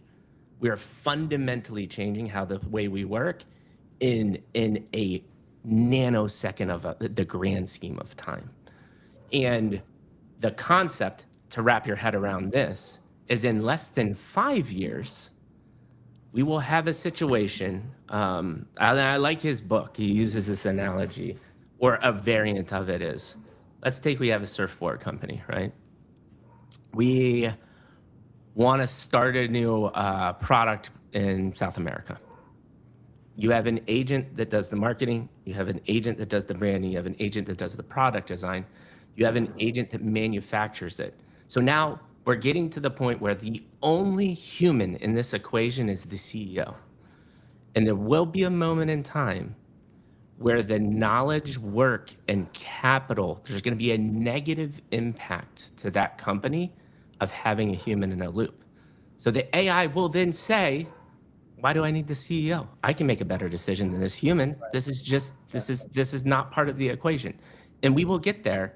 And it's a really hard concept to wrap your head around. But when we get there in less than 5 years, what happens? Yeah. The internet didn't do that. Oh my God, I wish I had an answer to that. I don't know. I'll give you a piece of experience that's closer in. It's more chronologically proximate, right? Yeah. Which is, have you ever been on the AI music app Suno? Yeah. Suno, it's called? Yeah, right. Yeah. So if you go to Suno, you can write a song just by prompt, and the song is going to be really freaking good. Yep. Good as defined by an artful compilation of tropes right. that Suno pulls from music. Right now, is it going to be able to create something brand new? Is it going to be able to do to rock and roll what Radiohead did 25 years ago? Yeah. Maybe. I don't know. That's not what Suno does now. What Suno does now Oh, is of course. compile in an efficient way all the tropes of pop music and apply them to the song that you ask them to write. You want to Yep. write a pop country song on Suno, it will put all the songwriters in Nashville who are making millions of dollars writing formulaic pop country out of business. Yeah. But I don't know that it can't right now. Maybe it will. I don't know. But it can't right now do what Radiohead did. It can't fundamentally shift something to create something that's never been done before because it doesn't have that as input. What it's got as input is all the things that have been done. Yeah. So I don't know enough about the technology to know whether it's progressing to a point where, okay, yeah, that was 10 years ago and today it can do all those things. I don't know. Maybe I'm wrong. Yeah. But that to me has always been kind of the saving grace of human creativity was Yep. that it can create things from nothing. It can Yep. invent things that have never existed before. And I don't know that technology can. Will it be able to? Yeah, maybe. I don't know. Yeah. Maybe. To me, the capitalism question is super interesting because I am of the mind, whether I'm right or not, I don't know, but I'm of the mind that capitalism won't die, but the structures and processes by which capitalism is practiced will change completely. I'll The give that same to way, right? The same way they changed completely when the internet came around or when Alfred Sloan and Henry Ford started building assembly lines, Right. right? Give it. Totally. Do you have any insights on how it will change completely? Because that's an interesting comment. Yeah, I mean, the role of human beings is going to be different, and I don't have any idea what that's going to look like. Like Right. the scenario you painted is fascinating. Where's the role of the human being here? My belief is that there's going to be some kind of role of human beings, but they're going to be asked to do things that are more difficult and more creative Yeah. than they're asked to do now. Yeah. Any kind of rote, repetitive motion is going to be taken over by technology. Yeah. What's the role of human beings in the pursuit of profit and growth? We're always going to want it. Capitalism's not going to go away. You can take that as a good thing or a bad thing depending on where you stand on it, but I don't think it's going to go away. I think the way it gets activated, the way that instinct in us gets activated is going to change completely. Right. In a way, I agree with that. And I think when I say capitalism dead, obviously that's a very broad statement. Economies will exist, but they won't be the main driver of human day and life, right? I think we do end up in a world where robots and AI take care of the economy. And so it's dead in the sense that the economy just runs itself. We'll see the greatest amount of wealth we've ever seen. There's going to be trillions of dollars company. I mean, we can even do this. I guarantee you within the next 2 years, there will be one person that creates $1 billion company. Just one human being. And so, that's right. yeah. And so eventually, I wouldn't take the other side of that bet. and eventually that one human being will be an AI. And so when the AI, because we're already doing, one of the benchmarks of all of these frontier models is if I give an agentic swarm of people, which an agent, let's just replace agent with employee, right? An AI employee. If I give them $100,000 in a logistic company, how much money can they make with that? Knowing that they have access to email, all of the technology stack, logistic systems, so on and so forth. One of the other benchmarks is, I forget that exact name of it, but they took the top 15 jobs that affect GDP the most, lawyers, software engineers, all of these things. And they say, AI, do this job. And that just hit a 75% benchmark, which means 75% of these roles, AI can do in parity with a human, if not better. Mm-hmm. And so that's going to hit 100% in less than a year, probably. And so that fundamental shift of capitalism in the sense of where the money is being generated and by whom, totally different, right? Like you said. And then so I think the system fundamentally has to change when that is not the main driver of human life. Does that make sense? That's super interesting. Yes, it does. And it's an alternative future for sure. Is it possible? Of Wild. course it is. I don't Wild. know.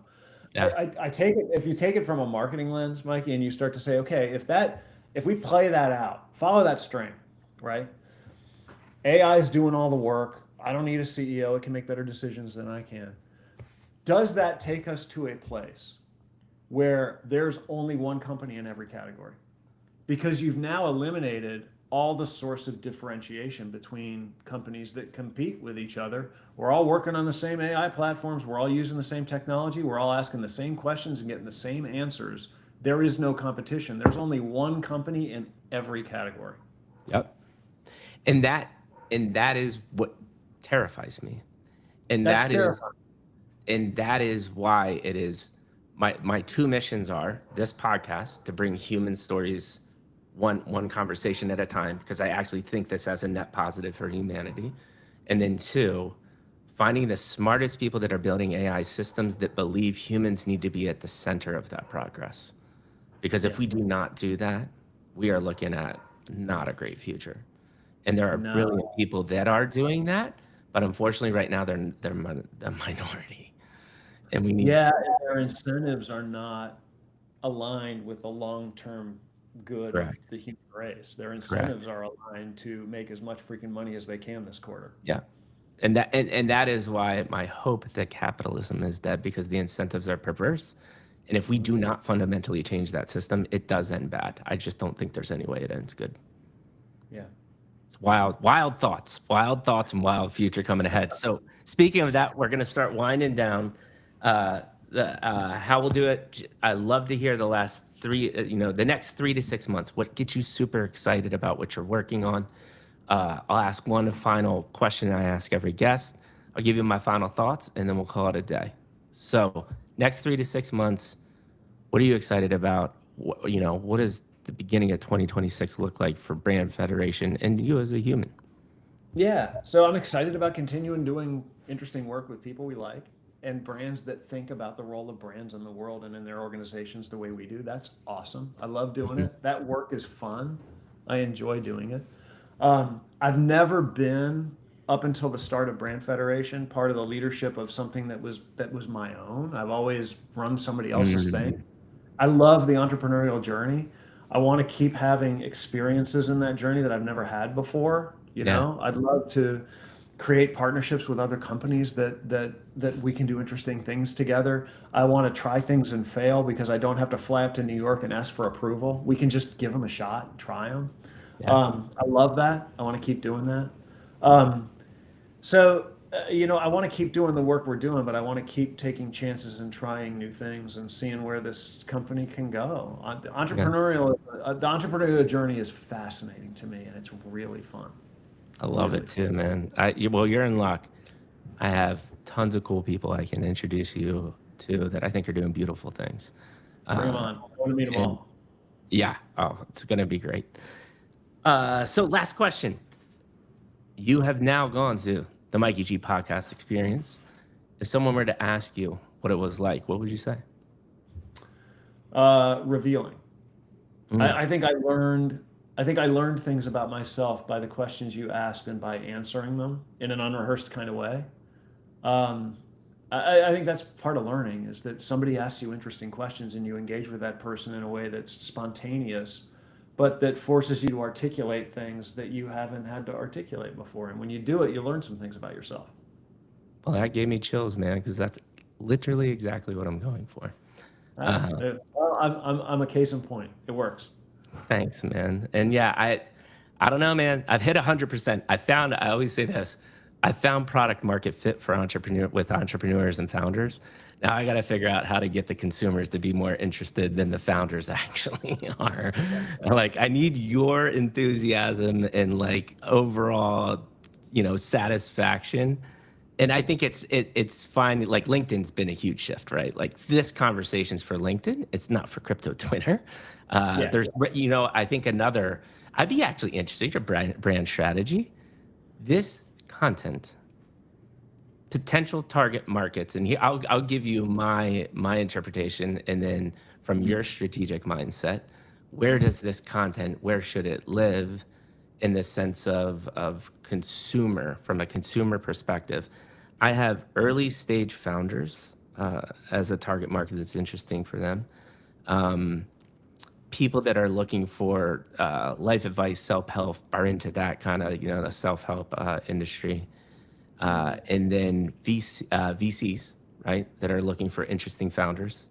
And then I think probably the largest segment that is untapped, that people don't do it in a deep, meaningful way, like we've just did, is I call them corporate refugees. They're stuck in corporate America. They want to start a side hustle. They want to do entrepreneurship, but they just haven't had the nudge. Those are Yeah. my thoughts. What are your thoughts? I like all those. I also like students, actually. So Ooh, if I put on my academic hat, I never think thought of that. part of what you're doing here, Mikey, is you're pulling things out of people who have experiences that these students don't have, right? I was in the advertising business, for better or worse, for over 30 years. Yeah. And I've learned some stuff, and I've screwed some things up, and I don't mind talking about it, and I want to talk about what I've learned, what I think I did right, and lessons I learned. And I think students love that stuff. I have They need never it. thought about that. We're going to have to Think talk about about that. think about business school. Think about undergraduate entrepreneurship programs. Think about those. I'm going to have to pick your brain later on after this. My closing comments. I pinch myself every day when I get to do this, because there's two things I'm always so grateful for. You have an incredible background. You've been through so many things. You're running a company. You just gave me an hour and 46 minutes of your time. That is insanely valuable, especially as you get older. You know how valuable time is. Two, the full circle of this whole thing. We crossed paths through our career.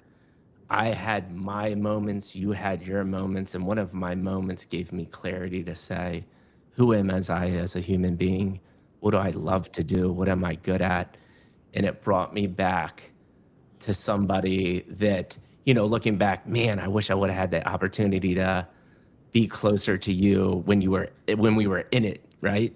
But at the same time, it doesn't matter, because I have this opportunity, and I really do look at this as the beginning of a friendship, the beginning of a partnership, introducing you to the right people. I want to, everyone, top tier guests like yourself on this, I want to learn, grow, and fail together. I think there's something, again, that we're not going to be able to get by in the human nature, is there's this tribal nature, right? And it's, how much more exciting is it to learn, grow, and fail with someone and a counterpart, right? I don't know how the solopreneurs do it. They do it, man. That's for some people, but I just think that journey is amazing. Things that stuck out to me, I saw again, it was awesome in the beginning. When we started, you quickly got to high school. And then I started asking well, let's think about this in a different way, or tell me about what a safe home looks like. And then I saw the shoulders and everything. It was just like, okay, now I know where we're at. Now I know what we're doing here.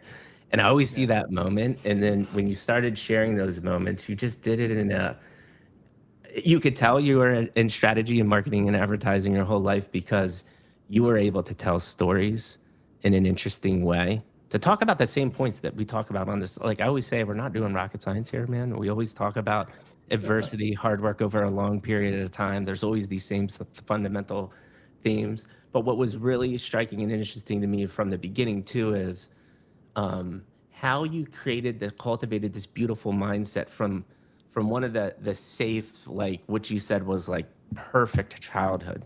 Because I actually see that go wrong a lot of times too, right? Like people take that stuff for granted. Your story about your dad was beautiful. I know that was just a beautiful insight to see. And then your whole story about how we continued the pattern recognition through your career, and then the pivot that like being very insightful and blunt about the CEO thing and getting fired, and what that was really like. Thank you for just being vulnerable and sharing that with the world. We could make, literally I can make 65 shorts out of this. No problem. Oh, thank you. I appreciate all that. Thank you. And this was great. You made it easy to do. And Thanks, you're man. right. Your superpower. Thanks, man. I appreciate it. And with that being said, we have had one of the most beautiful conversations that's ever existed on the Mikey G Podcast Experience.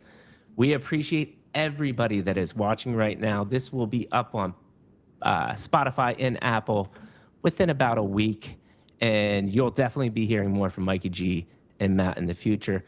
Thank you all. Mikey G.